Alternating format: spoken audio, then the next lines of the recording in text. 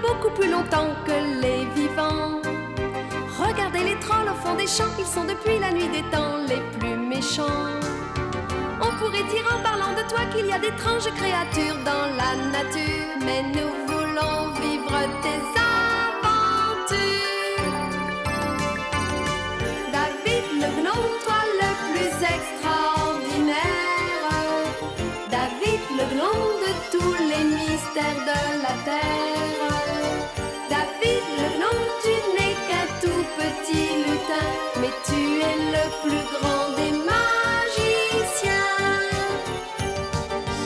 Sur les ailes d'un oiseau de nuit, tu voles aux quatre coins du ciel quand on t'appelle.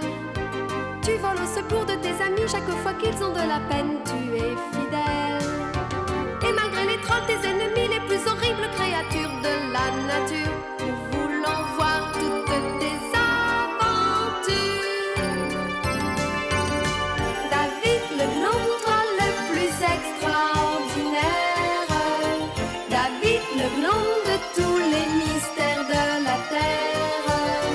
David le gnome, tu n'es qu'un tout petit lutin, mais tu es le plus grand des magiciens. David le gnome, si tu n'es qu'un petit bonhomme, David le gnome, tu es plus fort que tous les hommes. David le gnome, si tu as plus de 300 ans, tu restes l'ami de tous les enfants.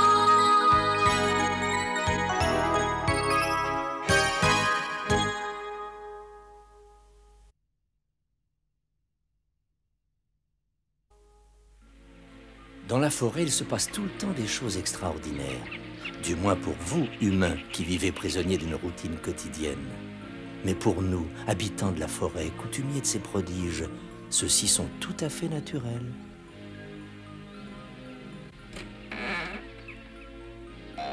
Désolé, Poufy, mais aujourd'hui, tu ne sors pas. Allez, rentre et ne fais surtout pas de bêtises.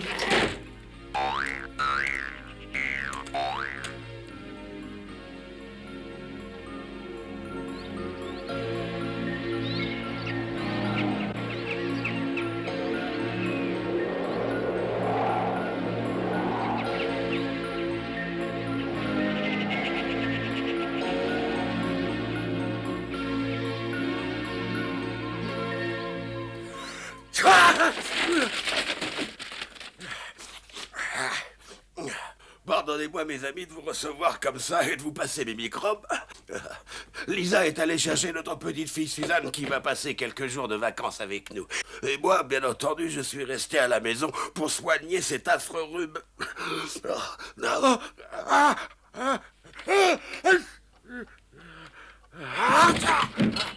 Pourquoi faut-il qu'une enchance pareille m'arrive?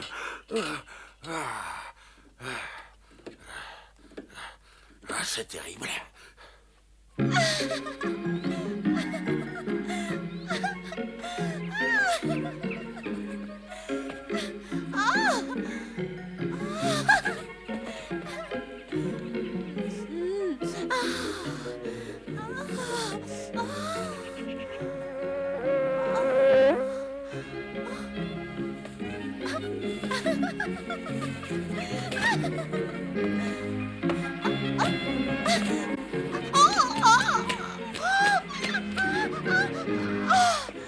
Suzanne, ma chérie, je suis là-haut. Grand-père. Où est grand-père? Il a un rhume et il aime pas ça du tout. Le pauvre. J'espère qu'il ira mieux quand il te verra, Suzanne. Oh, mais je soigne pas les rhumes. Non, mais son fichu caractère, tu sais bien qu'il t'aime énormément. Bonjour mes amis, comment allez-vous? J'ai le grand plaisir de vous présenter ma chère petite fille Suzanne qui vient passer quelques jours avec nous. Enchantée. Viens vite, grand-père t'attend. Oh, j'ai hâte de le voir, oh oui. La la la la la. Alors, viens.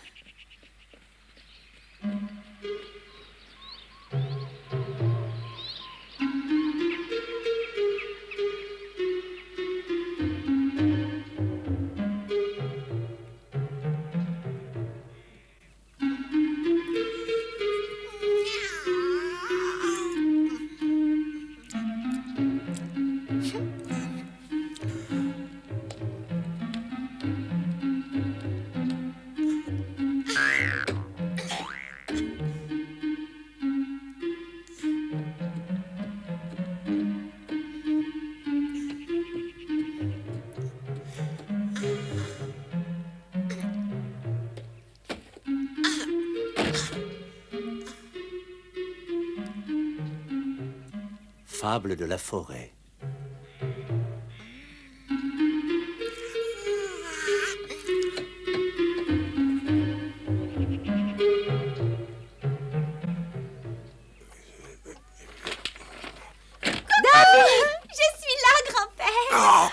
Tu es enfin arrivé. Que je t'embrasse. Non, t'approche pas, Suzanne.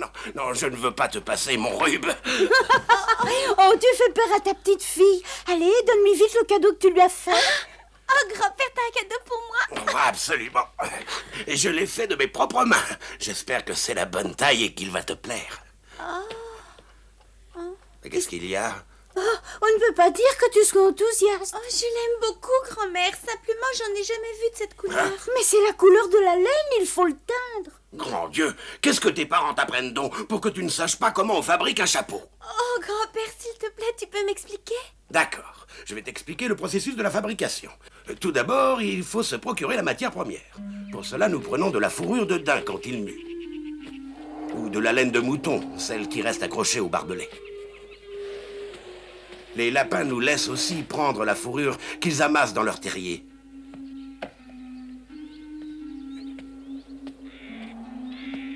Et pour les teintes, comment on fait? Oh, ta grand-mère te l'expliquera mieux que moi, c'est une spécialiste. Nous n'avons pas teint ton chapeau, car nous pensions que tu l'aimerais de cette couleur, mais je vais le faire. Oh, j'ai toujours rêvé d'un chapeau rouge. Nous utilisons toujours des produits naturels. Par exemple, pour le bleu, nous prenons de l'indigo. Pour le jaune, de la colombine ou des feuilles de chèvrefeuille. Nous n'utilisons que des plantes. Et si pour le rouge, nous prenons du jus de chanvre. Alors? Bonté divine, on dirait une vraie princesse. Oh, tu es vraiment ravissante. Allons nous promener pour te montrer. Oh, formidable!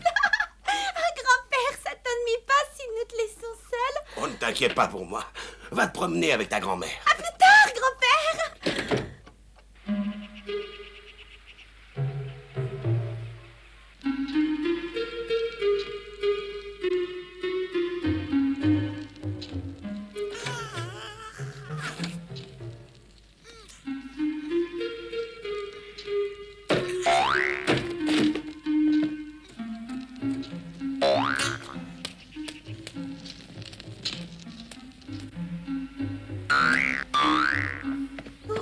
Ces champignons ont l'air délicieux. Si on en cueillait pour ce soir. Des prunes sauvages!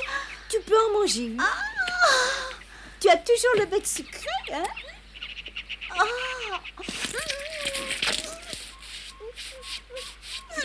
Mais qu'est-ce qui se passe? Oh, ne t'en fais pas, ce n'est rien. Je vais te nettoyer là. Plus loin là-bas, il y a un bosquet de fraisiers dont les fruits sont délicieux. Tiens, le voilà. Ne te pique pas, fais attention.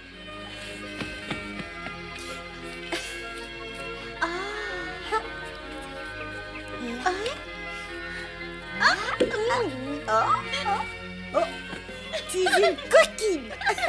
Allez, viens.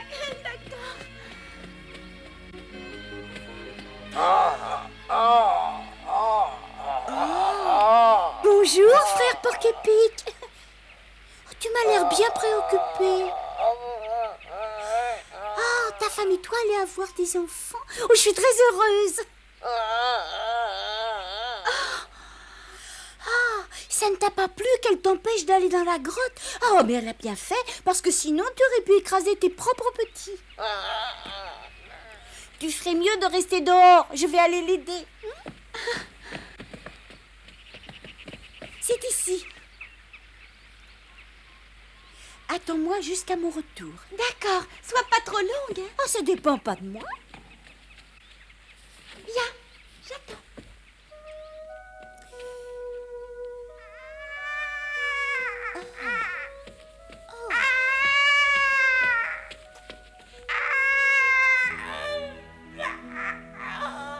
Bonjour, tu souffres déjà beaucoup, ma belle. Merveilleux, ton enfant est prêt à naître.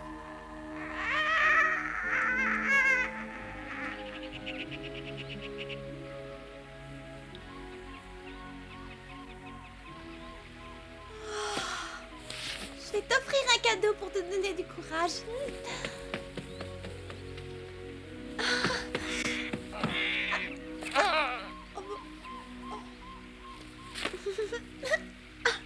Eh bien, moi, je pense que c'est ravissant.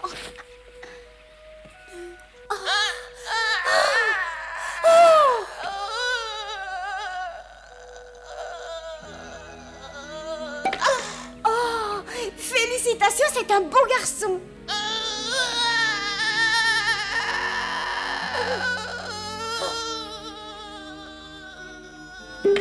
Oh, le deuxième est magnifique aussi.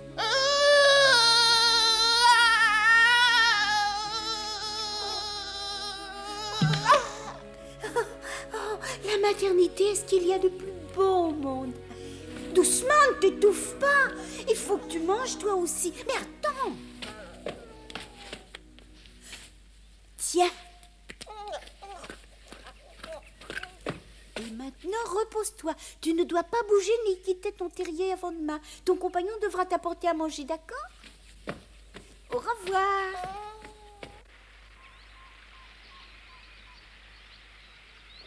Me revoilà. Déjà? Oui, heureusement, il n'y a pas eu de complications. Félicitations, tu as 3 beaux enfants. J'espère que tu t'occuperas bien de ta grande famille. Il faut que nous y allions, sinon David va s'inquiéter.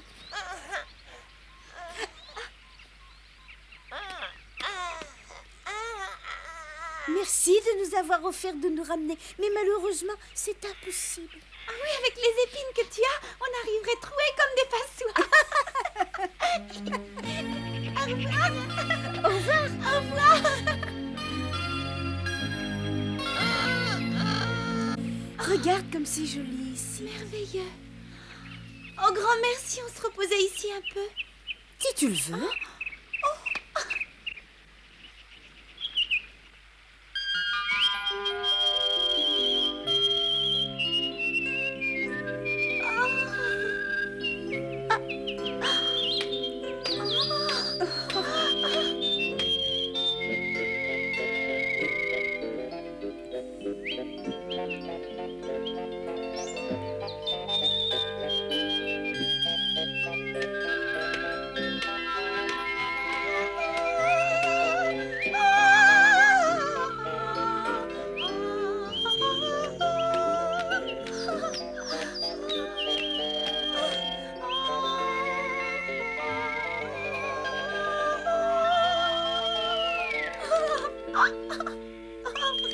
Bravo, merveilleux, magnifique. C'était très, très, très bien.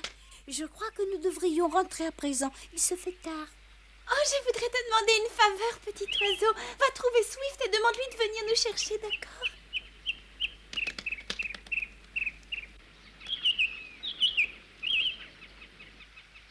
Tu as eu là une très bonne idée, Suzanne. Merci, grand-mère. Allez, va jouer un petit peu. Oh non, je préfère te tenir compagnie.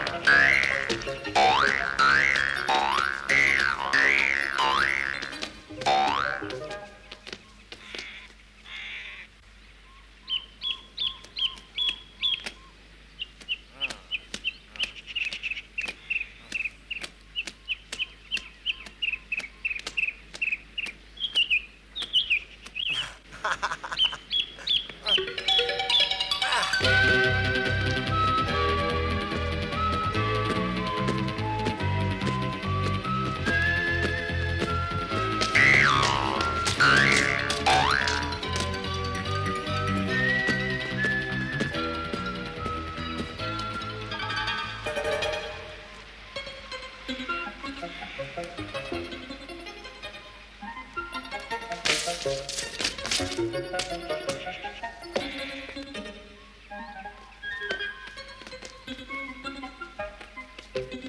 te plaît, ramène-nous à la maison.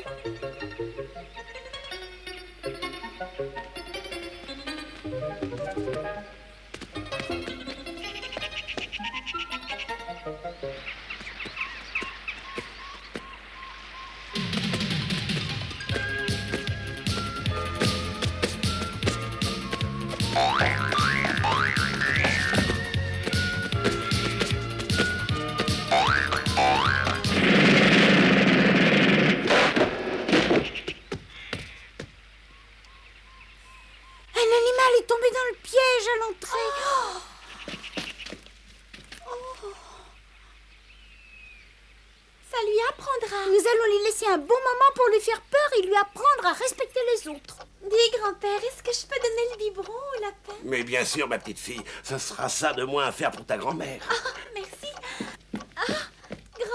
Grand-père m'a donné la permission. Il a dit que ça t'éviterait de le faire. Très bien, j'ai presque fini de préparer leur repas. Voilà, je mets la tétine et tu pourras descendre porter le biberon au lapin.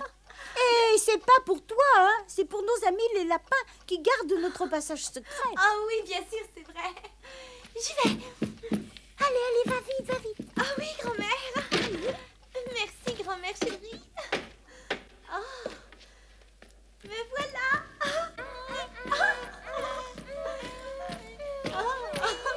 Vous allez bien? C'est bien, Suzanne, mais donne pas tout au même. Eh, ma foi, Suzanne, tu te débrouilles très bien. Suzanne, tu vas pas en donner à la mère au moins? Je suis très heureuse de vous avoir rencontré. Si vous êtes d'accord, je reviendrai demain. Au revoir, à demain. Remonte doucement, attention.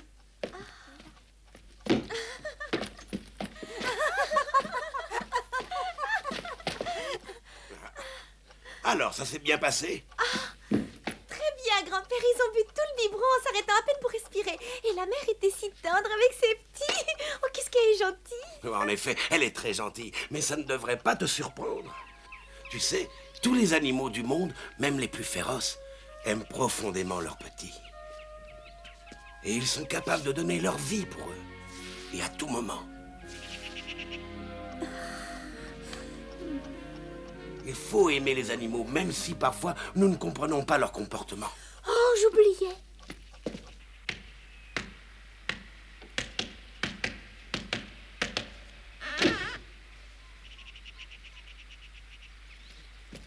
Oh, Swift.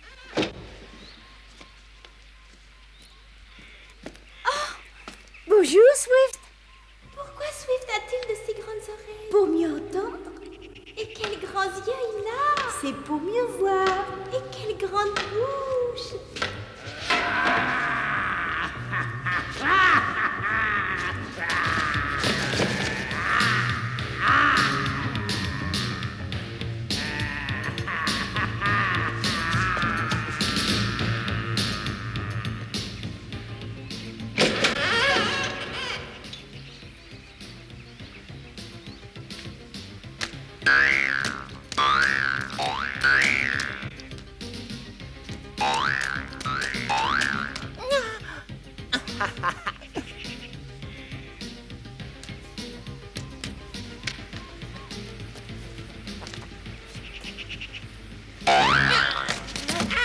Bon, et maintenant, au lit. Pourquoi grand-père n'a-t-il pas voulu me raconter une histoire pour m'endormir? Je ne sais pas, mais c'est peut-être son rhume qui fait de lui un ours grincheux. Ouais, je ne suis absolument pas un ours grincheux. Bonne nuit, ma chérie. À demain, dors bien, grand-mère. Suzanne, aujourd'hui, il faudra t'endormir sans qu'on te raconte une histoire. Je sais que vous, les êtres humains, vous aimez beaucoup les histoires. Et d'ailleurs, vous en racontez énormément à vos enfants, y compris sur les gnomes. Mais malheureusement, vous faites de grosses erreurs sur nous, c'est dommage. Par exemple, vous dites que Tom Pouce était un gnome et qu'il couvrait des distances extraordinaires avec ses fameuses bottes de 7 lieues. N'allez pas croire une chose pareille. Il y a même des gens qui disent que Saint-Nicolas, ou le Père Noël, comme vous voulez, était lui aussi un gnome. Le pire, c'est qu'ils ont écrit des quantités de pages sur lui pleines d'inventions. N'importe qui doué d'un minimum de bon sens ne peut pas croire une telle sornette. Maintenant, je crois que vous connaissez un peu mieux notre monde. Vous avez vu des choses étranges, mais je ne pense pas qu'elles aient été assez étranges pour vous pousser à imaginer des histoires aussi ridicules. Il est évident que nous n'avons rien à voir avec tout ça.